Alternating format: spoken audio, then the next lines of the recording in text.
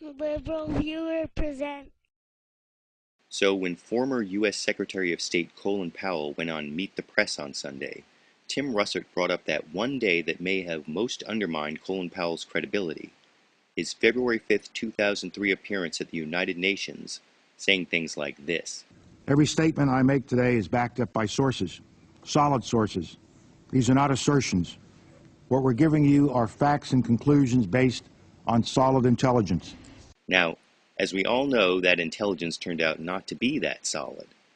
And, as he had in a November 20th, 2005 interview with the LA Times, Powell again claimed he was misled by unknown forces in the intelligence community who failed to reveal vital information to him as he describes here.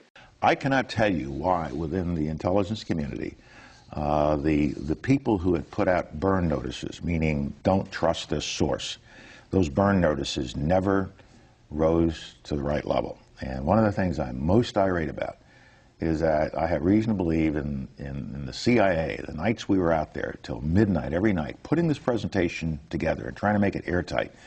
There were people in the room who knew that burn notices had gone out on some of these sources, and that was not raised to me or to Mr. Tennant. Why not? I can't answer that question. This is for the others. You know, I'm not the investigator of the intelligence community, but if I was, we would be having very long meetings about this. Then, on the subject of investigations, Powell goes even further.